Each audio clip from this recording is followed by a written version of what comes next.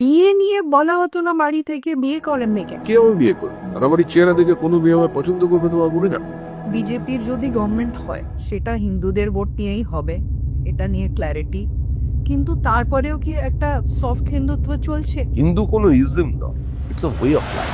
মমতা বন্দ্যোপাধ্যায় মানুষকেও বিশ্বাস করাতে পেরেছিলেন যে সিপিএম হারছে, সিপিএম হারতে চলেছে, সিপিএম হারবে। Urbanisation is the social reality. শহরের উপরে মানুষের চাপ বাড়বে। जब शाम ढल जाते তব কংগ্রেস নিকাল পড়ে। এই কংগ্রেসের গর্ভ থেকে জন্ম নেওয়া তৃণমূল কংগ্রেস কালের নিয়মে, রাষ্ট্রবিজ্ঞানের নিয়মে তৃণমূল কংগ্রেস চলে যায় আসাউদ্দিন ওবেসির মতো নজর কি সামনে জিজার কি পাস। আর যাকেই দেখে কংগ্রেস গিয়ে বলে ওয়াদা করো নেই ছোড়োগে মেরা সাথ, যাহা তুম হো ওহ মে ভি। এটাই কংগ্রেস। বহু সামাজিক সংগঠন এই নির্বাচনে কাজ করছে। যেমন আরএসএস কোনোদিন কোনো রাজনীতিতে ইনভলভ হয়। নির্বাচনটা এমন জায়গায় চলে গেছে জনতা বনাম মত। বাঙালির সবচেয়ে বড় পুজো দুর্গা পুজো, কি রামের অকাল বোধ। তো বাঙালির সঙ্গে তো রাম এর নারীর যোগাযোগ। মাছ মাংস চলবে তো? এই বাবা, বাঙালি মাছ ছাড়া বাঁচবে না। এটি কে কি খাবে, কে কি পড়বে, সেটা সম্পূর্ণ তার নিজের বিষয়। তবে হ্যাঁ, প্রকাশ্যে গোমাংস ভক্ষণ করাও যাবে না, বিক্রি করাও যাবে না। বিবেকানন্দ বলেছিলেন, in this society everyone ought to have the same opportunity for obtaining wealth, education and knowledge. Freedom in all matters. নমস্কার, আপনারা দেখছেন ডিজিটাল খাবরিলাল বাংলা। আমি আশিকা আপনাদের সাথে।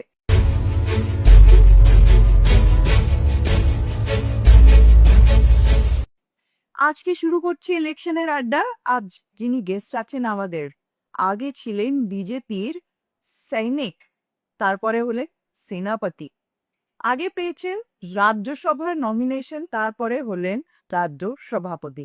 শ্রমিকদা, স্বাগত আপনাকে, নমস্কার। কেমন চলছে ইলেকশন? চোখ দেখে মনে হচ্ছে ঘুম ঠিক হয়। নিশ্চিন্তে তো ঘুমোতে পারা যায় না, বহু মানুষের ফোন থাকে। তবে বাংলার মানুষ খুব ভালো করে ঘুমোচ্ছেন, কারণ তারা জানেন তৃণমূল নামক অভিশাপ থেকে পশ্চিমবঙ্গ মুক্তি পেতে চলেছে। 2026-এর নির্বাচন তৃণমূলের বিসর্জন। কারণ কি কি আপনারা চাইছেন যে টিএমসি না থাকে পাওয়ারে? আমরা কি চাইছি, আমরা কি না চাইছি, এই মুহূর্তে এটা প্রাসঙ্গিক নয়। পশ্চিমবঙ্গের মানুষ কি চাইছে। একটা রাজনৈতিক দল 2011 সালে ক্ষমতায় আসে, তাদের একমাত্র স্লোগান ছিল গণতন্ত্রের পুনঃপ্রতিষ্ঠা, রেস্টোরেশন অফ ডেমোক্রেসি। আমি আমার মতো করে কথা বলবো, আমি আমার মতো করে প্রতিবাদ করব, সরকারি নীতি সিদ্ধান্তের সমালোচনা করব। আমি আমার দলের প্রতীক নিয়ে, আমার পতাকা নিয়ে পঞ্চায়েত নির্বাচনে প্রতিদ্বন্দ্বিতা করব। আমি যদি সংখ্যাগরিষ্ঠতা পাই, আমি বিনা বাধায় বোর্ড গঠন করব। মানুষকে এই বিশ্বাসটা দিতে পেরেছিলেন মমতা ব্যানার্জি 2011 সালের আগে। দীঘা, গোয়া, কলকাতা, লন্ডন, দার্জিলিং, সুইজারল্যান্ড এগুলো অপ্রাসঙ্গিক ছিল। মানুষ জানতেন এগুলো হবে না, কিন্তু মানুষ একটা কারণেই ভোট দিয়েছিলেন, যে তারা 34 বছরের একটা নিরবিচ্ছিন্ন হেজিমনি থেকে, একদলীয় একচেটিয়া একাধিপত্য থেকে মুক্তি চেয়েছিল। আর সেই কারণেই দুর্বল তৃণমূল কংগ্রেস লৌহ কঠিন সিপিআইএম এর সংগঠনকে কার্যত উপড়ে ফেলে ক্ষমতায় এসেছিল মানুষের ভোটে। কিন্তু যেটা মমতা বন্দ্যোপাধ্যায়ের উপর মানুষ বিশ্বাস করেছিলেন, মমতা বন্দ্যোপাধ্যায় মানুষকেও বিশ্বাস করাতে পেরেছিলেন যে সিপিএম হারছে, সিপিএম হারতে চলেছে, সিপিএম হারবে। তিনি তখন হয়ে উঠেছিলেন স্বপ্নের মেঘমালিকা। আর আজ তার দিকেই তাকিয়ে মানুষ বলছে, জানি না কেন এমন হয়, তুমি আর নেই সে তুমি। মানুষ আজকে মুক্তি চাইছে। সরকার পরিচালনা করতে গিয়ে এমন কোনো বিভাগ নেই, এমন কোনো ডিপার্টমেন্ট নেই যেখানে তৃণমূল কংগ্রেস তাদের দুর্নীতির ছাপকে বাদ রেখে চলে গেছে। Corruption and Trinamool Congress is now synonymous. Trinamool Congress নতুন করে মানুষকে কিছু ডেলিভার করতে পারবে না। তৃণমূল কংগ্রেস পশ্চিমবঙ্গের পুরো সমাজকে একটা খোলা বাজার বানিয়েছে। তৃণমূল কংগ্রেসের কারণে একটার পর একটা শিল্প এই রাজ্য ছেড়ে চলে গেছে। 6,000-এর বেশি কোম্পানি তাদের হেডকোয়ার্টার শিফট করেছে। 2011 সালের পরে ছোট বড় মাঝারি মিলিয়ে 79,000 কারখানা বন্ধ হয়ে গেছে। 1,016টা কোম্পানি লিকুইডেশনে আছে। মুখ্যমন্ত্রীর পাশে দাঁড়িয়ে যারা বলেন এত ভালো শিল্প বান্ধব পরিস্থিতি অতীতে কোনোদিন ছিল না, আর মুখ্যমন্ত্রী বলেন বেঙ্গল মিন্স বিজনেস, তার আসল চেহারাটা কি? আমাদের রাজ্যের মুখ্যমন্ত্রীকে মানুষ বিভিন্ন মঞ্চে আদিবাসী মহিলাদের সঙ্গে তালে তাল মিলিয়ে নৃত্য করতে দেখেছেন। আমাদের রাজ্যের মুখ্যমন্ত্রীকে টলিউডের মঞ্চে নায়ক নায়িকাদের সঙ্গে অস্থির পদচারণায় দেখেছেন। কিন্তু আমাদের মুখ্যমন্ত্রীকে কেউ দেখেননি যে তিনি নারকোল ফাটিয়ে কোনো বড় কারখানা দরজা খুলছেন, উদ্বোধন করছেন। সিপিআইএম এর যখন একটা স্লোগান ছিল যে প্রমোটারের সরকার আর নেই দরকার, শিল্প বিরোধী সরকার আর নেই দরকার। আর আজকে তৃণমূল কংগ্রেস ক্ষমতায় আসবার পর পশ্চিমবঙ্গের একটার পর একটা শিল্প তালুক ঢুকছে, বড় কারখানা বন্ধ, যারা জমি হাঙড় আছে তারা গ্রাস করছে জমিকে। Urbanisation is the social reality. শহরের উপরে মানুষের চাপ বাড়বে। দুর্বল অর্থনীতি থেকে সবল অর্থনীতিতে মানুষ যায়, এটা সত্য। সে কারণে কলকাতার দিকে আসা, কলকাতা আরো ছড়িয়ে যাওয়া। কিন্তু তার সঙ্গে যে আমাদের ইকোলজিক্যাল ব্যালেন্স ধ্বংস হচ্ছে। East Calcutta wetland Ramsar tag আছে, আজ অবস্থা কি? শুধু আইনের ফাঁক সাহায্য নিয়ে, হাইকোর্টের স্টে নিয়ে আজ যে সেখানে কনস্ট্রাকশন চলেছে, যেটা কলকাতার কিডনি, সেটাকে ধ্বংস করছে তৃণমূল। তৃণমূল কংগ্রেস শুধু মানুষের বিরুদ্ধে যুদ্ধ ঘোষণা করেছে এরকম নয়, যে মানুষের মেধাকে প্রতারিত করেছে। 40,000 চাকরি বিক্রি হয়ে গেছে, 26,000-এর চাকরি চলে গেছে, 5 লক্ষের বেশি শূন্য পদকে সরকার ধ্বংস করে দিয়েছে। শুধু বিষয়টা এখানে নয়, এই সরকার পরিবেশ বান্ধব তো অনেক দূরের কথা, এই সরকার কার্যত পরিবেশের বিরুদ্ধে যুদ্ধ ঘোষণা। সবিতা অনেক কিছু তো বলছে, কিন্তু কি কারণ যে একদিকে দেখি ভোট পার্সেন্টেজ বাড়ি প্রায় আশেপাশে আছে টিএমসি এর সাথে, কিন্তু সিটে সেটা কনভার্ট হয় না। গত লোকসভা ইলেকশন যদি দেখেন, সেটাও খুব একটা ভালো মানে। দেখুন, নির্বাচনে জেতা হারা থেকেও বড় প্রাসঙ্গিক হলো আমার একটা শক্তিশালী মাটি ভূখণ্ড। পশ্চিমবঙ্গের এই মুহূর্তে যে জমি আছে, যদি সেটা থাকে, যদি সেখানে রাজনৈতিক বহুত্ববাদ বা বহুদলীয় ব্যবস্থা থাকে, তাহলেই বিজেপি থাকবে, সিপিএম থাকবে, তৃণমূল থাকবে, কংগ্রেস থাকবে, আইএসএফ থাকবে। আবার এখন পরিবেশ তো বলা হচ্ছে যে আপনার আলাদা করিয়েছে। পরিবেশ তো এটা তৈরি করেছে তেলফল। সারা ভারতবর্ষে আমরা একদিন 242টা আসনে প্রতিদ্বন্দ্বিতা করে 2টো আসন জয়ী হয়েছিলাম। অটল বিহারী বাজপেয়ী গোয়ালিয়র কেন্দ্রে মাধবরাও সিন্ধিয়ার কাছে 2.5 লক্ষের বেশি ভোটে পরাজিত হয়েছিল। সেদিন অনেকে বলেছিলেন অটলজি সন্ন্যাস নেবেন, লালকৃষ্ণ আদবানি আবার সাংবাদিকতায় ফিরবেন, কলম লিখবেন বিভিন্ন জায়গায়, বিজয়রাজা সিন্ধিয়া বাকি জীবনটা ধর্মকর্মে মন লাগিয়ে চলে যাবে। কিন্তু সেদিন আমরা বলেছিলাম আমরা ভারতের রাজনীতিতে থাকতে এসেছি, চলে যেতে আসি। তো আজকে মতাদর্শের সঙ্গে সমঝোতা না করে, কারোর কাছে আত্মসমর্পণ না করে আমরা এই জায়গায় এসে পৌঁছেছি। সুতরাং ভোট পার্সেন্টেজ বাড়ছে কমছে থেকেও বড় কথা হচ্ছে পশ্চিমবঙ্গ থাকবে কি, এটাই নির্বাচন। আর যখনই পরিবেশের থেকেই তো মানুষের আকর্ষণ পায়, সুন্দরের প্রতি তো মানুষের আকর্ষণ আছেই। সে শুধু নারী পুরুষের ক্ষেত্রে নয়, প্রকৃতি এবং মানুষ, তার মধ্যেও একটা প্রেম আছে। তা আমি যেরকম পরিবেশ তৈরি করেছি পশ্চিমবঙ্গে, তো এই ধরনের পাখিরা তো উড়ে আসবেই। আসাউদ্দিন ওবেসির মতো নজর কি সামনে जिगर की पास। बीजेपी की जिगर के ज्यादा पास तो नहीं है যদি সেটা বলি যে আপনি বললেন নজর के सामने जिगर के पास আরে ওখানে তো মুখ্যমন্ত্রী তো তৈরি করে দিয়েছেন প্ল্যান বি। মুসলিম ভোট কাটানোর জন্য প্ল্যান বি ও তো উপমুখ্যমন্ত্রী হবে। সংখ্যাগরিষ্ঠ মানুষ তৃণমূল কংগ্রেসকে প্রত্যাখ্যান করেছে। যদি ওখান দিয়ে ঘুরিয়ে আবার নিয়ে আসা যায় তাহলে হুমায়ুন উপমুখ্যমন্ত্রী, এটা তো তৃণমূল কংগ্রেসের প্ল্যান। এখন এখানে রাম আর বাবরের যুদ্ধ চলেছে। আজকে রামনবমীর দিনে আমরা কথা বলছি, কিন্তু পশ্চিমবঙ্গে যে সরকারটা আছে সেটা তো বাবরের সরকার হয়ে গেছে।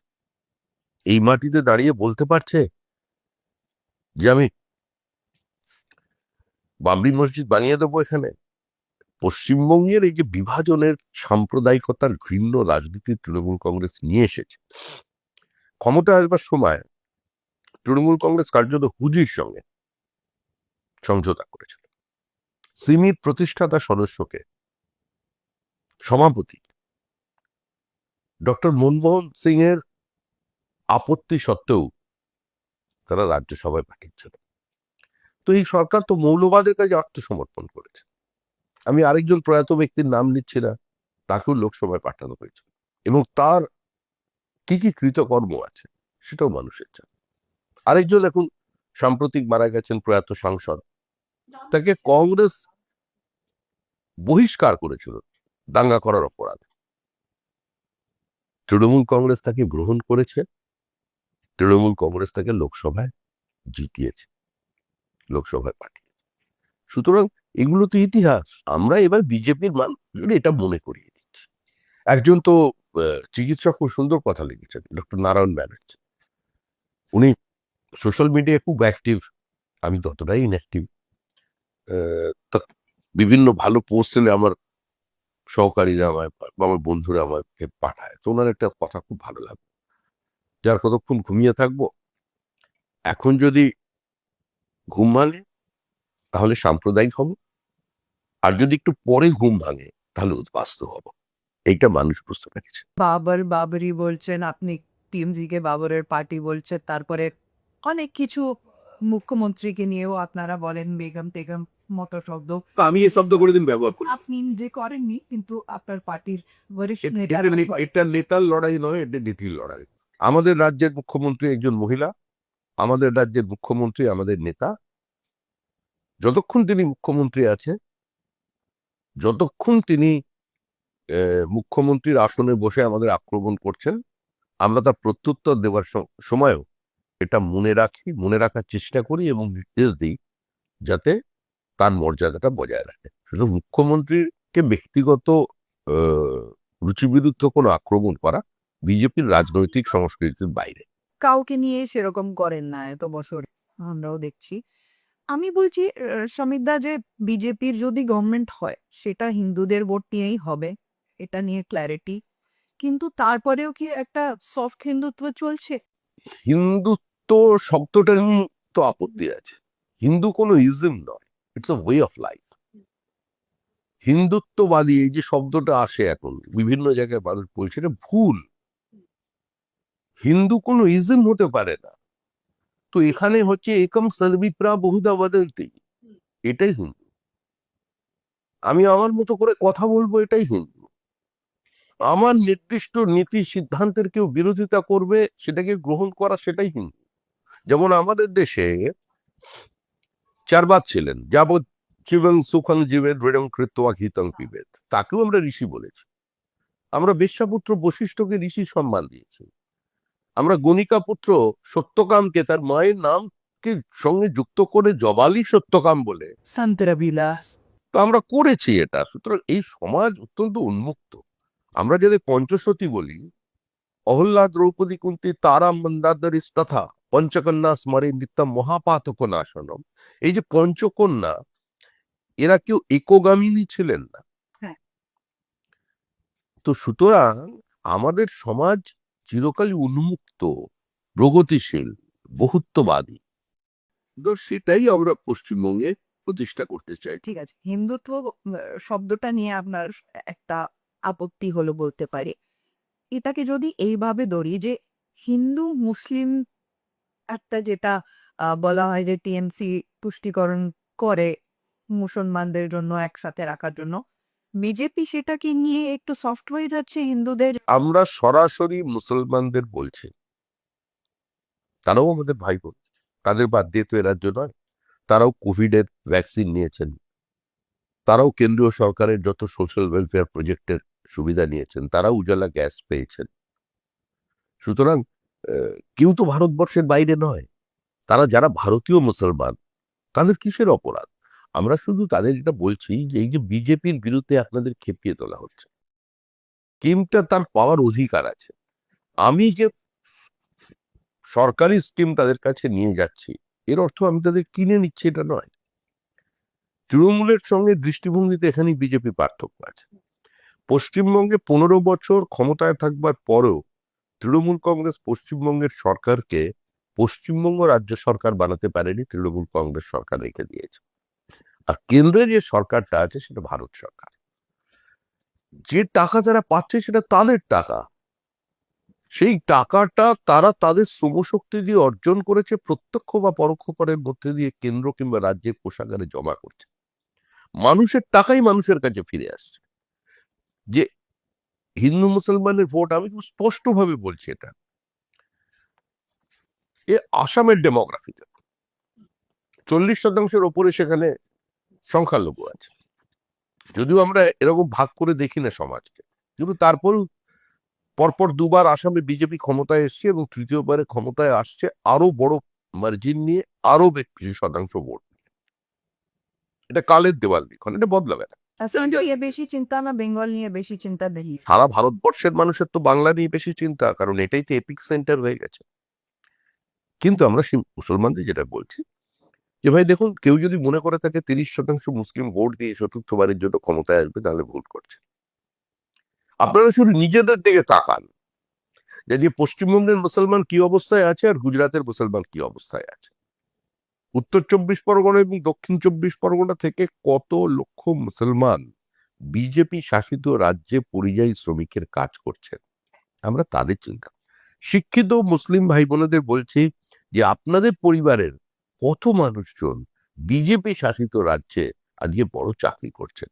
বিষয় এটা নয়, বিষয় হচ্ছে একটা মানসিকতা তৈরি হয়েছে। আমরাও যে মুসলিমদের মধ্যে খুব বেশি পেনিট্রেট করতে পেরেছি, বোঝাতে পেরেছি, তা নয়, কিন্তু বুঝতে পারছেন। নরেন্দ্র মোদীজিরই কথা, তিনি পার্সোনাল না মুসলমানের কথা বলেছেন।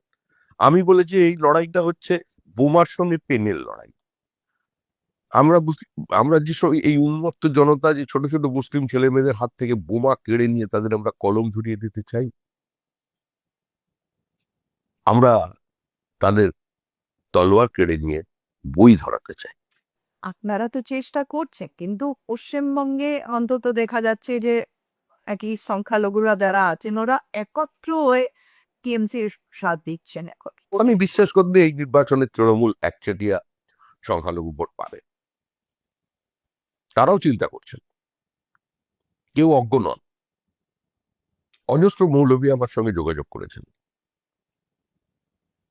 তারা বলছেন আপনার বক্তব্যের সঙ্গে আমরা একমত, আমাদের দূরে রাখবেন না। আমরা দূরে রাখি, আপনারা আসুন। কিন্তু বিজেপি ছাপিয়ে পড়ে কালে লজ্জা, এ রাজনীতি করবে না। কারণ আমাদের রাজনীতি পশ্চিমবঙ্গের মানুষকে নিয়ে, আমাদের রাজনীতি পশ্চিমবঙ্গের হিন্দুদের নিয়ে নয়, মুসলিমদের জন্য আলাদা প্যাকেজ তৈরি করা নয়। আমরা বলছি যে সোশ্যাল ওয়েলফেয়ার প্রজেক্ট যেরকম থাকবে, একই সঙ্গে মানুষ আত্মমর্যাদা নিয়ে, নিজের স্বাভিমান নিয়ে সে নিজেকে অর্থনৈতিকভাবে স্বাবলম্বী করতে পারে, তার পরিবেশ তৈরি করা। আমরা বলছি বাড়ির ছেলে বাড়ির ভাত খাবে, বাইরে যাবে না। একদিন পশ্চিমবঙ্গে মানুষ আসতো কাজের খোঁজে, একদম। আর আজকে এখান থেকে আমাদের বাবা কিংবা গ্র্যান্ডফাদার এসছিলেন এখানে কাদের জন্যই, ইউপি ছেড়ে এসছি। এসেছেন। তো বিষয়টা এটাই, এগিয়ে বাংলা আমি স্লোগান দেবো, আর পশ্চিমবঙ্গ থেকে একটার পর একটা শিল্প বাইরে চলে যাবে। উড়িষ্যার মুখ্যমন্ত্রী এলেন, মাত্র 2 দিনের মধ্যে 1 লক্ষ টাকার ইনভেস্টমেন্টের কমিটমেন্ট এখান থেকে নিয়ে চলে গেল। তো বারবার এটাই হবে, দিলওয়ালে দুলহনিয়া লে যায়নি, চলবে এটা? সবিতা, জমির আপনি কথা বললে গত ইলেকশনে যত বেশি বলবো কারণ বলবো না সমর্থক বলবো ছিলেন, অতটা বেশি ফিল্ডে এবার দেখা যাচ্ছে না। কি বুথে বুথে জেলায় জেলায় সংগঠন স্ট্রং আছে ইলেকশন পোলি করানোর? দেখুন, আমাদের দেশে তো মানুষ তুচ্ছ তাচ্ছিল্য করতো। 2021-এর পর যে অত্যাচার আমাদের ওপরে চলেছে, 2রা মের পরে 27 দিনের মধ্যে 56 জন বিজেপি কর্মী খুন হয়ে গেল। 27 জন বিজেপির মহিলা সমর্থক কর্মী তারা প্রকাশ্যে ক্যামেরার সামনে দাঁড়িয়ে বললেন যে তারা গ্যাং রেপড হয়েছে। হাজার হাজার কর্মী ঘর ছাড়া। এখনো কয়েক হাজার কর্মী আমাদের বাড়িতে আছেন, বাইরে আছেন, তারা বাড়ি ফিরতে এখনো পারেন। এই পরিস্থিতি এখনো আছে। এরপরে পশ্চিমবঙ্গ থেকে বিজেপি চলে যায়নি বলে বিজেপি সংগঠন কোথায়, বুথে লুক করতে হয়। ব্রিগেডটা দেখেছেন কোথাকার লোক? ওই যে ঝান্ডা নিয়ে 70 ঊর্ধ্ব বয়স পর্যন্ত মানুষ তার নিজের স্ত্রীকে নিয়ে এসেছেন গ্রামে করে থেকে, তারা কোথা থেকে, মঙ্গল গ্রহ থেকে এসছে? কোথা থেকে এসছে? আমার প্রশ্ন এটাই। সুতরাং দেখতে পাবেন তৃণমূল নির্বাচনের সময় বুথে লোক পাবে কিনা সেটা দেখা। কারণ এখন তৃণমূলকে আক্রমণ করছে। তৃণমূলের কর্মীকে তৃণমূলের হাত থেকে বাঁচানোর জন্য এই সরকারটা চলে যাওয়ার প্রয়োজন আছে। গত 3 বছরের হিসাব দেখো। গত 3 বছরে যদি তুমি স্টাডি করো, মানে রাজনৈতিক খুন বা যে মারা যাচ্ছে, খুন হচ্ছে, তার সঙ্গে কোন রাজনৈতিক দলের যোগাযোগ, রাজনৈতিক কর্মী কিনা, তাহলে দেখবে এ ধরনের রাজনৈতিক কর্মী খুনের মধ্যে 95% হচ্ছে সংখ্যালঘু। 95% মধ্যে বোমা থেকে মারা যাচ্ছে না, মারা যাচ্ছে গুলি খেয়ে। 95% মধ্যে 99%ই অভিযোগ করছে তৃণমূল কংগ্রেসের দিকে। এই যে গতকাল কসবায় ছাদে একটি ছেলে, 36 বছর মাত্র বয়স, গুলিবিদ্ধ হয়ে মারা গেল। কারা ধরা পড়লো? যে মারা গেল সে তৃণমূল, যারা মারল সে তৃণমূল। অর্থাৎ মরছে তৃণমূল, মারছে তৃণমূল, আর মরছে মুসলমান, মারছে মুসলমান। এটাই পশ্চিমবঙ্গের সাম্প্রতিক চিত্র। Total absence of law and order, total anarchy. তো আপনি কি বলছেন পশ্চিমবঙ্গে মুসলমানদের মেসিহা বিজেপি? পশ্চিমবঙ্গে মুসলমানদের মেসিহা বিজেপি? আমরা রাজনৈতিক দল, রাজনৈতিক দলের কাজ মসিহা হয়ে ওঠা নয়। রাজনৈতিক দলের কাজ সামাজিক পরিস্থিতি এভাবে তৈরি করা যাতে প্রত্যেকটা মানুষ তার বিকাশের জন্য একটা নির্দিষ্ট সুযোগ পেতে পারে। বিবেকানন্দ বলেছিলেন, in this society everyone ought to have the same opportunity for obtaining wealth, education and knowledge, freedom in all matters. এইটাকেই এস্টাবলিশ করাই হচ্ছে একটা রাজনৈতিক দলের কাজ, এবং সেটা আমরা পেরেছি। আচ্ছা, এবার ইলেকশন একদম আলাদা ধরনের দেখছি। ঠিক আগে দেখলাম গভর্নর চেঞ্জ হলে একজনকে আনা হলো, তারপরে ইলেকশন কমিশন এত অফিসারদেরকে সরালো। কোনো যে নিয়ম ছিল যে 3টে নাম স্টেট গভর্নমেন্ট দেবে, তার মধ্যে থেকে একজনকে দিতে হবে, সেসব না। চিফ সেক্রেটারি, হোম সেক্রেটারি, তারপরে ডিআইজিদের অব্দি তো যেতই না ইলেকশন কমিশন, বলা যায়। এটা কি বলা যায় যে ব্যাকডোর একটা প্রেসিডেন্টস রুল লাগিয়ে? না না, পশ্চিমবঙ্গের উপরে সকলের একটা আকর্ষণ বেড়েছে। এসআইআর করতে গিয়ে নির্বাচন কমিশনও দেখছে, কারণ মহাভারতে একজনই ধৃতরাষ্ট্র আমরা পেয়েছিলাম, এখানে 7 জন ধৃতরাষ্ট্র আছে ভোটার লিস্টে। এখানে দেখা যাচ্ছে ভাই বোনের বিয়ে, স্বামী এবং স্ত্রী দুজনেরই বাবার নামে এক। কিন্তু এখন কোথায় হচ্ছে আমার জানা নেই, ঠিক প্রগতিশীল সমাজ কিনা বুঝতে পারছি না। আরো একটা বিশেষ ব্যাপার এখানে লক্ষ্য করা গেছে, বাবা এবং ছেলের বয়সের পার্থক্য 10। তার মানে হিসাব কি বলছে, মানে 9 বছর বয়স থেকেই, মানে কি দুরন্ত বাচ্চা, এদের তো পুরস্কৃত করা উচিত। এদের চিহ্নিত করে নিয়ে এসে ওই কিসব দেন না, বঙ্গ বিভূষণ কিসব আছে, ওই দুটোটা দিয়ে দেওয়া দরকার। তো যার পরিস্থিতি যেরকম হবে সেরকম। 12টা রাজ্যে এসআইআর, পশ্চিমবঙ্গে বিডিও অফিসে আগুন, টায়ার জ্বালিয়ে জাতীয় সড়ক অবরোধ, বিএলও আক্রান্ত, জোর করে ফলস ইনফরমেশন সিস্টেমে আপলোড করিয়ে দেওয়া, নির্বাচন কমিশনের অফিসের সামনে গিয়ে অবরোধ, নির্বাচন কমিশনের উপরে আক্রমণ, মুখ্যমন্ত্রী কালো কোট পরে গিয়ে সুপ্রিম কোর্টে জুডিশিয়ারের উপরে পলিটিক্যাল প্রেশার মাউন্ট করছে। তাতে আপত্তি? গণতান্ত্রিক দেশে সবাই অধিকার আছেন। গণতান্ত্রিক ব্যবস্থায় যেটা নির্বাচন কমিশন করছে সেটাও তো একটা সাংবিধানিক সংস্থা, তারা তাদের মতো করে করছে। তো পশ্চিমবঙ্গটা অন্য রাজ্যের থেকে আলাদা, এটা বুঝতে হবে। এখানে ভোটটা হয় না, এখানে ভোটটা করাতে হয়। এবার কবে সেকেন্ড ফেয়ার দায়িত্ব নির্বাচন কমিশনের। আমরা মানুষকে আশ্বস্ত করছি আমাদের সংগঠন দিয়ে। মানুষ আর শুধু আমাদের সংগঠন করবো না, বহু সামাজিক সংগঠন এই নির্বাচনে কাজ করছেন। যেমন RSS আরএসএস কোনোদিন কোনো রাজনীতিতে ইনভলভ হয়নি। ইন্দিরা গান্ধী এমার্জেন্সি জারি করেছিলেন, তখন রাষ্ট্রীয় স্বয়ংসেবক সংঘ মনে করেছিল যে ভারত আত্মাই হচ্ছে গণতন্ত্র, সেটা বিপন্ন, তাহলে দেশ থাকবে না, এই দেশের সংস্কৃতি থাকবে না, এই দেশের সাংস্কৃতিক বহমানতা বিপর্যস্ত হয়ে যাবে। তারা নেমে প্রতিবাদ করেছিলেন। কিন্তু রাষ্ট্রীয় স্বয়ংসেবক সংঘ সরাসরি রাজনীতি করছেন এই ঘটনা নেই। বহু মানুষ আছেন যারা বিজেপি করেন না, তারাও তো রাষ্ট্রীয় স্বয়ংসেবক সংঘের সঙ্গে যুক্ত। সমাজের বিভিন্ন স্তরের মানুষ আছেন। দেখুন, গতবার একটা ঘটনা ঘটেছিল, নো ভোট টু বিজেপি, এরা আলট্রালিস্টরা এটাকে প্রমোট করেছিল। পরবর্তীকালে সিপিআইএম এর কর্মীদের মধ্যে ঢুকে যায় এবং বিজেপিকে হারিয়ে তো কিছু নেতা বিবৃতি দিয়ে দিলেন যে আমাদের কর্মীরা রাজনৈতিক সচেতনতার প্রমাণ দিয়েছে বিজেপিকে হারিয়ে তৃতীয়বারের জন্য তৃণমূল কংগ্রেসকে এনে। বিষয়টা যেরকম ছিল, এবারে যারা এই কাজগুলো করছিলেন, বহু জায়গায় হচ্ছে যে হোয়াটসঅ্যাপ গ্রুপে দেখা যাচ্ছে নো ভোট টু তৃণমূল চলছে। কারণ নির্বাচনটা এমন জায়গায় চলে গেছে, জনতা বনাম মমতা। এটা তো আমরা নিয়ে যাইনি, এটা মানুষের ন্যারেটিভ। নির্বাচন তৃণমূল কংগ্রেসের সঙ্গে বিজেপির লড়াই নয়, এই নির্বাচন হচ্ছে মামাটি মানুষ ভার্সেস তৃণমূল কংগ্রেস। সাধারণ মধ্যবিত্ত মানুষ যারা রেশন দোকানে লাইন দেন, যারা সরকারি হসপিটালে চিকিৎসা করান, সরকারি স্কুলে ছেলে মেয়েদের পড়ান, বা যারা তার উপরে এসেও ছেলে মেয়েকে উচ্চশিক্ষিত করে অন্তত মেধার প্রতিষ্ঠা চান, তাদের বিরুদ্ধে তৃণমূল কংগ্রেস লড়াই করছে। তো এই লড়াই মানুষের সঙ্গে তৃণমূলের লড়াই, আর গণতন্ত্রের শেষ কথা বলে মানুষ। এই লড়াই মানুষ জিতবে, তৃণমূল কংগ্রেস হারবে। আর যদি বলে বিজেপি কোথায়, তো মানুষই তো বাইনারি তৈরি করে দিয়েছে 2019 সালে। পশ্চিমবঙ্গের রাজনীতি চিরকালই মেরুকৃত, পোলারাইজড। তো এখানে জাতপাত নেই। কাউকে জিজ্ঞেস করলে বলতেও পারবে না কে কি যা। তো সমাজটা একটা রাজনৈতিক সমাজ হয়ে গেছে, এটা কাঙ্ক্ষিত নয়। একটা সাইকেল রাস্তায় দুজনের মধ্যে ধাক্কা হয়ে গেল, তার মধ্যে রাজনীতির প্রবেশ, এটা দুর্ভাগ্যজনক, এটা অভিশাপ।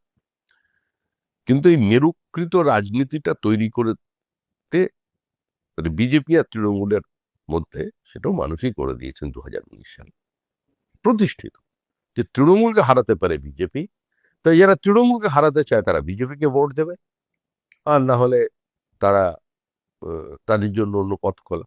আবার কিছু কিছু দল আছে তারা তো এখানে বিরোধিতা করে নরেন্দ্র মোদী, এখানে দাঁড়িয়ে বলে দিদি মোদী গঠা, এখানে দাঁড়িয়ে বলে ইডি সিবিআই এর তদন্ত স্লথ কেন, আবার দিল্লিতে গিয়ে তারাই পার্লামেন্টে হাতে হাত ধরে নেয় যে চলো দিলদার ছিল, চাঁদ কি পার ছিল।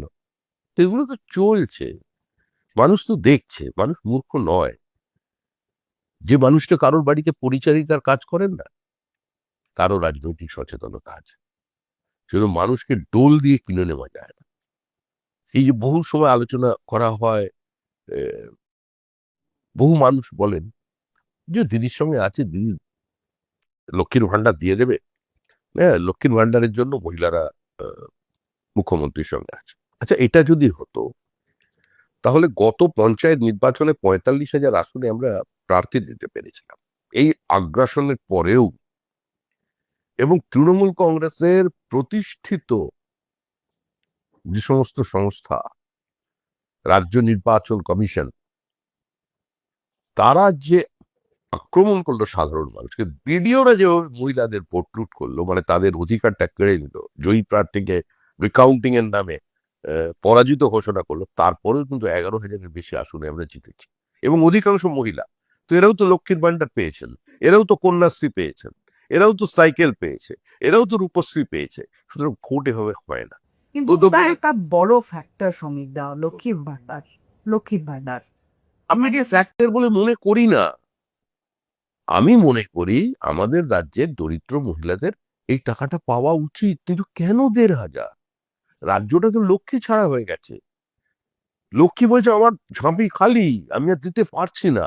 সেই জন্য আমরা তার মাকে নিয়ে এসেছি, মা অন্নপূর্ণা। মা মেয়ে মিলিয়ে 1,500 পেত, এবার থেকে 3,000।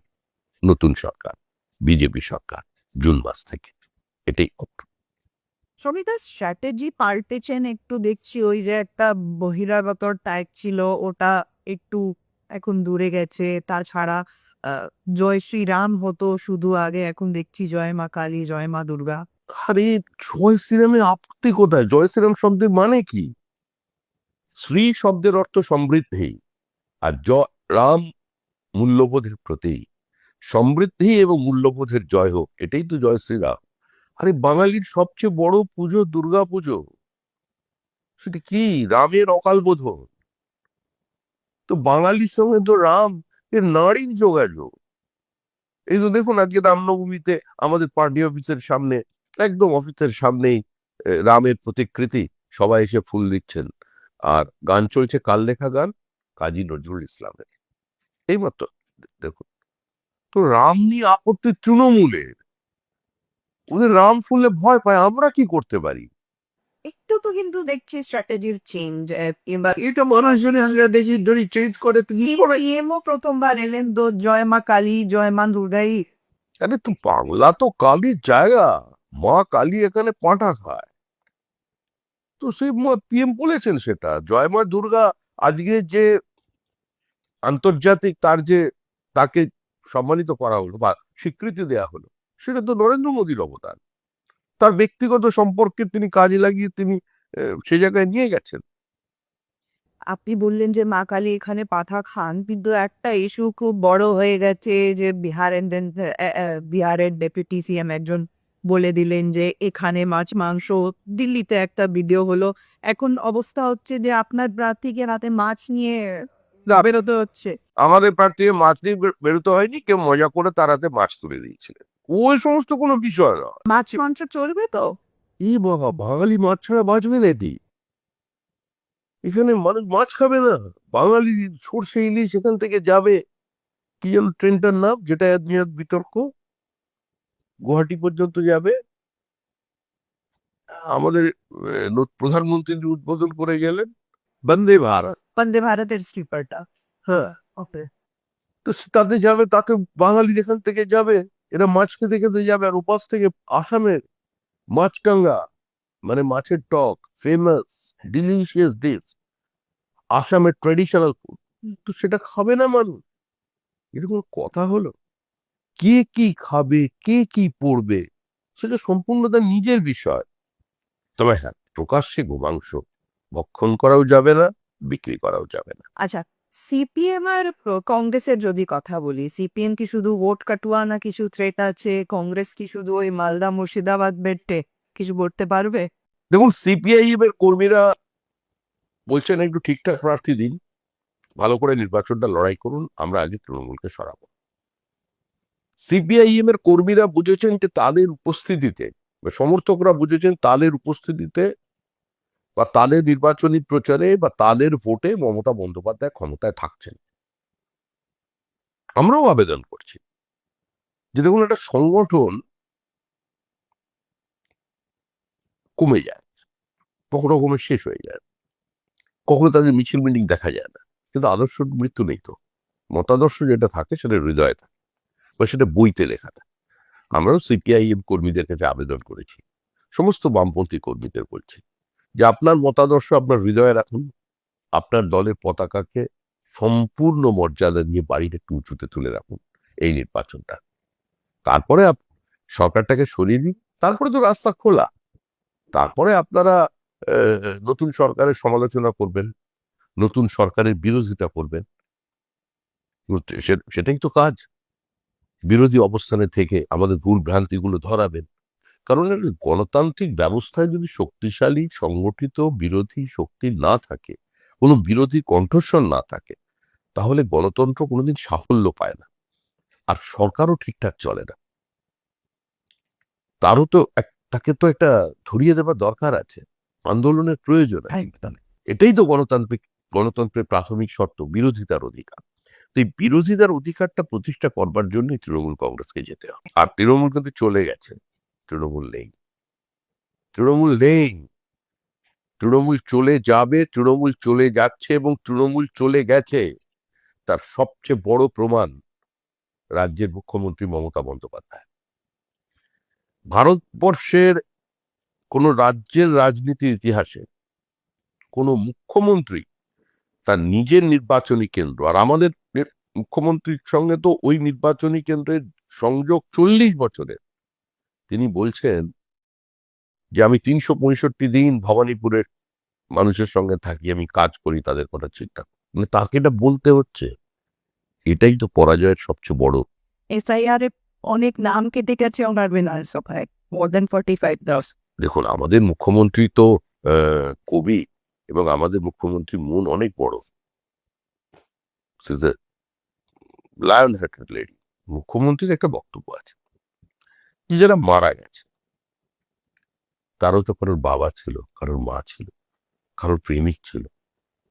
তো একটু মানবিক মুখ নিয়ে ওদের নামগুলো ভোটার লিস্টে রেখে দেওয়া যায় না? যে স্বর্গবাসী হয়ে গেছে মুখ্যমন্ত্রী, তাদের নিয়ে টানাটানি করছেন ভোটার লিস্টে। আমরা চাইছি তাদের আত্মা মুক্তি পেয়ে গেছেন, তাদের আত্মার সদ্গতি কামনা করছে। উনি মুখ্যমন্ত্রী আবার তাদের ফেরাতে চাইছেন। এটা যদি কেউ মেনে নেয়, আমাদের কি করার আছে? আচ্ছা, নির্বাচনের অনেক কথা হলো, একটু পিছিয়ে নিয়ে যাই আপনাকে। মোদিজির ব্যাপারে প্রথম কোথায় কবে শুনলেন, ওনার সাথে প্রথম দেখা কি কোথায়? মোদিজিকে আমি প্রথম থেকে হাওড়া স্টেশন, 90 দশকের সম্ভবত শুরুতে, ঠিক আমি সালটা মনে করতে পারছি না। আমি তখন যুব মোর্চা একজন কর্মী, একটা ছোট পত্তক ছিল, ভলেন্টিয়ারি কাজ করছি। হাওড়া স্টেশনে কয়েকজন নেতা আসবেন, আমাদের জাতীয় কর্মসমিতি বৈঠক ছিল। তো সেই বৈঠকে আসার জন্য বিভিন্ন নেতারা আসছেন। তা তখন আমি ওনার নামও জানতাম না। উনি তখন সদ্য অন্য ক্ষেত্র থেকে হয়তো বিজেপিতে এসেছেন। তা 2-3 জনের সঙ্গে ওনাকেও রিসিভ করি। আরেকজন নেতা ছিলেন, তিনি উত্তরপ্রদেশের। তো আর মোদিজি ছিলেন, ট্রেন থেকে নেমেছেন। তা আমি যথারীতি ফ্ল্যাগ দেখিয়েছি, এসছেন কাছে, আমরা তাকে নাম নেন, নরেন্দ্র মোদী এনার নাম, নিয়ে গাড়িতে বসিয়েছি। আমি সেই গাড়িতে ছিল। উনি উঠে জিজ্ঞাসা করলেন একটু চলার পরে যে বেলুর মঠের রাস্তাটা কোন দিকে। আমি বললাম এইখানে, খুব কনজাস্টেড, এটা জিজ্ঞেস করেছিল, এটা আমার মনে আছে। তারপরে আমাদের এমজি রোডে হিমালয়া বলে একটা হোটেল ছিল। তো সেই হোটেলে আসি, হোটেলের লবিতে যখন দাঁড়িয়েছি, আদবানিজি সেখানে দাঁড়িয়ে। তো আদবানিজি কে দেখে প্রচুর ভিড়, স্বাভাবিক ব্যাপার, নেতাকে ভিড়। একটা বাচ্চা মেয়ে, খুব ছোট, 6-7 বছর বয়স। তো সে একটা অটোগ্রাফ বুক আর একটা পেন নিয়ে সে আদবানিজির কাছে যাওয়ার চেষ্টা করছে। কিন্তু এতই ছোট আর এতই ভিড়, যা হয় নেতা এলে বেশি মানুষ ঘনিষ্ঠ হতে চায়, কাছে যেতে চায়, মেয়েটি যেতে পারছে না। এবার সে এদিক ওদিক কিছু না এসে মোদিজির কাছে তার অটোগ্রাফটা দিয়েছে। দেখো, তখন মোদিজি তাকে বলছেন, अरे बेटा, मैं नेता नहीं हूं, नेता तो हवाई जहाज से आते हैं, हम तो अभी ट्रेन से उतरा हूं, हम नेता नहीं हो बेटा, रख। আমি মোদিজিকে বললাম, দুবার শোনার পর বাচ্চা মেয়েটা चोट दिखे तो আমার কষ্ট হয়ে যায়, दे दीजिए ना उसको, वहां तक पहुंचने नहीं पाएगा, आप दे दीजिए। बोले व्यवस्था कर दो एक आदवानी जी का ऑटोग्राफ, तो वो करते हैं, आप दे दीजिए। মেয়েটাকে খুঁজতে হবে, আর বুঝে গেছিল অত আগে। তখন বলছে যে তখন ওনার দেওয়ার পর ইচ্ছা ছিল না। बोला हम नेता थोड़ी है, बोला आज ऐसा है काल कैसा होगा आप थोड़ी ये जानेंगे, ऐसे ही भीड़ आपका साथ रहेगा। আমি মোদিজিকে বলেছি, এই গল্পটা আমি ওনাকেও শুনিয়েছি। তা এবং উনি বললেন যে ওনার সম্পর্কে যে বিভিন্ন যে প্রোগ্রাম হয় সেখানেও আমার এই বক্তব্যটাকে, তারপর মোদিজি আমার কথায় দিয়েছিলেন। তারপর অনেকবার কলকাতায় উনি এসেছেন, আমাদের সঙ্গে একই সঙ্গে পঙ্ক্তি ভোজন করেছেন। 6 নম্বর মুরলীধর সেনের বারান্দায়, ছোট্ট জায়গায় তিনি ছিলেন। তো তারপরে অনেক স্মৃতি আছে, কিন্তু প্রথম যখন কলকাতায় আসেন, মানে উনি সংঘের কোনো কাজে এসেছিলেন কিনা আমার জানা নেই, প্রথম যখন আসেন দেখা, পরে আমরা জেনেছি উনি রামকৃষ্ণ মিশন সন্ন্যাসী হতে চেয়েছিলেন, উনি এখানে এসেছিলেন এবং এখনো তার সঙ্গে ওনার একটা নারী টান আছে রামকৃষ্ণ মিশনের প্রতি এবং উনি এখানে চান। দেখুন, নরেন্দ্র মোদী কোনো নেতা নন, নরেন্দ্র মোদী শুধুমাত্র প্রধানমন্ত্রী নন, নরেন্দ্র মোদী হচ্ছেন এই অবদমিত ভারত আত্মার একটা প্রতিধ্বনি। সুতরাং তিনি অপরাজেয়। নরেন্দ্র মোদী কে এই রাজনীতিতে কেউ কোনোদিন হারিয়ে দিতে পারবেন। যেদিন ওনার মনে হবে উনি এই রাজনীতি থেকে বিদায় নেবেন, সেদিন উনি চলে যাবেন। নরেন্দ্র মোদীকে হারানোর ক্ষমতা এই মুহূর্তে ভারতবর্ষের কোনো রাজনৈতিক ব্যক্তিত্ব নেই। কারণ তিনি যে রাজনৈতিক দল, যে রাজনৈতিক সংস্কৃতি, যে ভারতীয় সংস্কৃতির হয়ে কথা বলেন, তো সেটাই ভারতবর্ষ। উল্টো দিকে দাঁড়িয়ে যারা করছেন তারা নন ইস্যু বানানোর চেষ্টা করছেন। আর পশ্চিমবঙ্গে এদের কথা তো না বলাই ভালো, এদের মানুষ চেনেন। ডেঙ্গির মশা মারতে পারে না, মোদি মারতে বেরিয়ে পড়েছে তৃণমূল। এ সম্ভব কোনো সময়? তৃণমূল শেষ।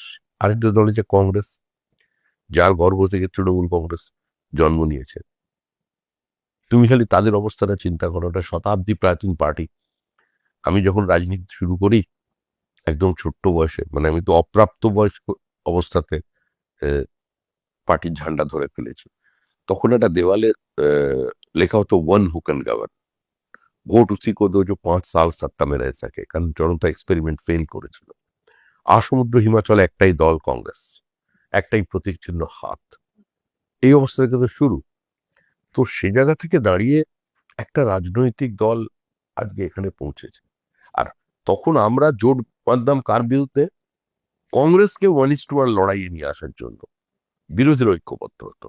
তো আমি আমার জীবনে অন্তত এই সাফল্যটা দেখে গেলাম, আমাদের বিরুদ্ধে আজকে আহ, সমস্ত রাজনৈতিক দল জোটবদ্ধ হচ্ছে। কিন্তু কংগ্রেস, মহাত্মা গান্ধীর কংগ্রেস, বল্লভ ভাই প্যাটেলের কংগ্রেস, নেতাজি সুভাষ বসুর কংগ্রেস, পণ্ডিত নেহরুর কংগ্রেসের অবস্থাটা কি? একটা প্যারাসাইট। কার জন্য হলো এই অবস্থা? এই অবস্থা হলো এটা কারণ কংগ্রেস তো কোনোদিন কোনো রাজনৈতিক দল ছিল না। Face the time as it comes, এটাই ছিল কংগ্রেসের ভিত্তি। কংগ্রেসের কোনো নির্দিষ্ট মতাদর্শ বা লক্ষ্য ছিল না, খালি ক্ষমতা দখল করা, যেটা এখন তৃণমূল কংগ্রেসের মধ্যে এসেছে। জো জিতা ও সিকান্দার তাদের দলের ফিলসফি। আর দলের কর্মসূচি কি? বুথে লিড। তো কি করে হবে? আর কংগ্রেসের কি অবস্থা? ওই যে কংগ্রেসে আমি রাজ্যসভায় বক্তৃতা করতে গিয়ে বললাম, जब जब शाम ढल जाते तब कांग्रेस निकल पड़ती। আর যাকেই দেখে কংগ্রেস গিয়ে বলে, वादा करो नहीं छोड़ोगे मेरा साथ, जहां तुम हो वह मैं भी हूं। এটাই কংগ্রেস। তো এই কংগ্রেসের গর্ভ থেকে জন্ম নেওয়া তৃণমূল কংগ্রেস, কালের নিয়মে, রাষ্ট্রবিজ্ঞানের নিয়মে তৃণমূল কংগ্রেস চলে যাবে। কোনো বোমার প্রয়োজন নেই, কোনো গুলির প্রয়োজন নেই, কোনো অপশব্দের প্রয়োজন নেই, কোনো সিআইএসএফ এর প্রয়োজন নেই, কোনো রাষ্ট্রপতি শাসনের প্রয়োজন নেই, কোনো 355 এর প্রয়োজন নেই। তৃণমূল কংগ্রেস নিশ্চিত তার ভাবে তার রাজনৈতিক মৃত্যুর দিকে ধীরে এগিয়ে চলেছে। এবার একটু পার্সোনাল লাইফে আসি। বেশিরভাগ হোয়াইট শার্টেই কেন দেখি সুবিধা? আপনাকে কোনো জ্যোতিষ টোটিশ বলেছে নাকি হোয়াইট পড়তে? না না, আমি কটন শার্ট পরি। তো আগে রঙিন শার্ট পরতাম। আগে আমাকে টেলারের কাছে গিয়ে বানাতে হয়, রেডিমেড শার্ট আমার হয় না। এবার ওরা যে স্টিচ করে কালার হলে, তারপরে যখন তার উপর দিয়ে পাড়ার ওই যে আয়রন করে সে যখন চালিয়ে দেয়, ওই সমস্ত সুতোগুলো পুড়ে যায়, কারণ ওগুলো নাইলনের। তাই কটন সুতো একমাত্র সাদারই হয়। তো এই জন্য আমি সস্তার অবস্থায় এখনো যে পরে আছি খাদির শার্ট, আমি একদম পুরো একটা থান কিনি, সস্তা পড়ে, 7টা শার্ট হয়, বানিয়ে ফেলি, চলে। আর একবার যে খাদির প্রেমে পড়েছে সে তার থেকে বাইরে যেতে পারে। সমিতা, রাজনৈতিক গুরু কে? কে কিংবা কে কে রাজনৈতিক গুরু? আমার শুধু নির্দিষ্ট কোনো গুরু নেই। আমি অনেকের সান্নিধ্যে এসেছি, কথা বলার সৌভাগ্য হয়েছে, সুযোগ হয়েছে। अटल जी, आडवाणी जी, मुरली मनोहर। আমার দত্তপন্ত ঠেংরি আমার খুব প্রিয় মানুষ ছিলেন। মানে ওনার বক্তব্য, ওনার ওনার চিন্তা ভাবনা, ওনার সাংগঠনিক দক্ষতা সব সময় আমার মধ্যে এটা আকর্ষণ করতো। আমি রজ্জু ভাইয়ার সঙ্গে বেশ কিছুদিন সময় কাটাবার আমার সুযোগ হয়েছিল, বেশ কয়েকবার। আর আমাদের তো একটাই গুরু, গৈরিক ধ্বজ, এর বাইরে তো আমাদের গুরু নেই। যদি নাম ধরে বলি अटल জির কাছে কি শিখলেন, আডবাণী জি? না, এরকম ওনার কাছে শেখানি, এরকম অন্য কাছে শেখানি। আমি আজকের দিনে রাজনীতি যেটা হয়ে গেছে সেটা বক্তৃতার রাজনীতি, বাগ্মিতার রাজনীতি। যদি মনে পড়ে যে এই ইনসিডেন্ট হয়েছিল, এটা থেকে এই শিখিও। একটা ঘটনার কথা বলতে পারি। একবার আমাদের একটা জাতীয় অধিবেশন হচ্ছে, উড়িষ্যা বিজেপির সভাপতি রামচন্দ্র দাস অত্যন্ত একজন বিদগ্ধ প্রতিষ্ঠিত নভেলিস্ট ওখানকার, এবং যেহেতু উনি মানে সাহিত্য রসে স্নাতক, পরে অটল বিহারী বাজপেয়ীর সঙ্গে তার একটা ঘনিষ্ঠতা থাকবেই, এটাই স্বাভাবিক। তো দুজন খুব মঞ্চে বসে হাসাহাসি করছেন, নিজেদের মধ্যে গল্প করছেন। রামচন্দ্রজি অটলজির থেকে 2 বছরের বড় ছিলেন। তা উনি খুব মজার কথাও বলতেন।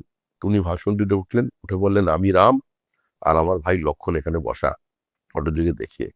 আমি আমার ভাইকে একটাই কথা বলবো, যে এই মুহূর্তে ভারতবর্ষের শূর্পণখা মানে ইন্দিরা গান্ধী তার নাকটা কেটে। তো সবাই একটু হেসে ঠেসে ফেললো, কিন্তু আমি ওই মূর্তি অটলজির কোনোদিন দেখিনি, ওই চেহারা। অটলজি প্রচন্ড রেগে গিয়ে বললেন, क्या बोल रहे हैं आप? अब जिसका बारे में बोल रहे हैं उस देश की प्रधानमंत्री है, ऊपर से महिला है, तो सम्मान करना आपका रीति है। आपको इस अधिवेशन में हम एक शब्द बोलने नहीं देंगे, बैठ जाइए, आप बैठ जाइए, छोड़ दिए माइक। এটা আমি শুনেছি, চোখে জল নিয়ে দেখলেন। তো নিঃসন্দেহে এটা একটা খুব বড় শিক্ষা। অটলজির বাগ্মিতা আমাদের মনে আছে। এই যে ব্রিগেড, আমি সেদিন বসে আমি মোদিজিকে পর্যন্ত পাশে বসে বললাম যে আমরা যখন প্রথম ব্রিগেড করেছিলাম আমরা পুরোটা পড়াতে পারি, একটা অংশ খালি ছিল ব্রিগেডের। তা সেদিন অটলজি ভাষণ দিয়েছিলেন, अभी तक पश्चिम बंगाल विधानसभा और लोकसभा में एक भी कमल नहीं खिला, लेकिन इस विशाल जनमेदिनी इस बात की प्रामाणिकता से भरे हुए है जब मन कमल खिल चुका है। थोड़ी सी जो खाली है वो हमारी झंडे की हरियाली है। मोदी जी सुनलेন, मोदी হাসছিলেন, বলে उसका तो बात ही अलग था। समीप भाई पार्लियामेंट अटल जी बोल रहे कि जो लोग शादीशुदा है वो जानते हैं एक बीवी को पालना आज के दिन में कुछ कितना मुश्किल काम है, और कुछ लोग तो 4 शादियां कर रहे हैं। तो कांग्रेस থেকে কেউ মজা করে বললেন, आवाज वो ये सोचकर ही क्या अटल जी शादी नहीं किया? तो अटल जी संगे संगे तार उत्तर दिलेन, आग जलाती है ये समझने के लिए आग के अंदर उंगली डालना जरूरी नहीं। এই অটল বিহারী ভাই। गुलाम नबी आजाद एक बार दाঁড়িয়ে কথা বলতে গেছিলেন, বলে এই ईश्वर हैसर नबी से हम लोग को मुक्त करा दी, कभी गुलाम बन जाते हैं कभी आजाद घूमते हैं, हमारा गुलाम नबी जी। गुलाम नबी आजाদ হেসে বসে পড়লেন। তো এই স্তরটা মিস করছে মানুষ আজ। রাজনীতির অর্থ হলো একটা নীতির সঙ্গে আরেকটা পাল্টা নীতি, একটা কর্মসূচির পাল্টা আরেকটা কর্মসূচি, একটা ভাবনার পাল্টা আরেকটা ভাবনা, কিন্তু লক্ষ্য তো এক, অসহায় প্রান্তিক মানুষের পাশে দাঁড়া। সেই পথেই সবাই আছে। আচ্ছা, স্বামীদা রাজনীতিতে কিভাবে এলেন? আপনার কোনো সেভাবে নির্দিষ্ট ক্যারিয়ার ছিল না, আপনি সেটা না এম করে রাজনীতিতে পুরো টাইম দিয়েছে? হ্যাঁ, অন্য কিছু করিনি তো, সময় পাইনি, হয়ে গেছে, ওটা হয়ে যায়। হঠাৎ করে ভালো লাগা, তারপরে রাজনীতি শুরু করে দেওয়া, তারপরে রাজনীতি তাকে করতে শুরু করে। রাজনীতি তবে হ্যাঁ, আমি রাজনীতি করছি এত বছর ধরে আনন্দের সঙ্গে করছি, এর মধ্যে আমার একটা আনন্দ আছে। যাতে মানুষ গেছি, যাতে মানুষ আনন্দ পায় সেই কাজটা করা ভালো। প্রতিবন্ধকতা ছিল, কারণই বাবা মা চায় না তার ছেলে এরকম ভব করে বেড়ায়। বিয়ে নিয়ে বলা হতো না বাড়ি থেকে, বিয়ে করেন মেয়েকে? কেউ বিয়ে করবে, আর আমার এই চেহারা দেখে কোনো বিয়ে আমার পছন্দ করবে তো করি না। আমরা আপনার বিকও দেখেছি। আরে কি পিক, এই সমস্ত আমার কাছে যা কিছু আছে সবকিছুই আমার পার্টি। পার্টির বাইরে আমার কোনো পরিচিতি নেই, আমার কোনো অস্তিত্ব নেই। অধিক পরিচয় মানুষের আসল পরিচয়টা হারিয়ে যায়। পার্টি আমার একমাত্র পরিচিতি। আমার মৃতদেহটা পার্টি অফিস থেকে বেরোবে, এটাই আমি চাই। আর যদি অবসেশন কিছু থেকে থাকে, ভালোবাসা যদি কিছু থেকে থাকে, সেটা একটাই, আমি আমার নিজের জীবনে মৃত্যুর আগে ভারতীয় ইতিহাসের পুনর্লিখন দেখে যেতে চাই। অনেক অনেক ধন্যবাদ সুমিতা। নমস্কার।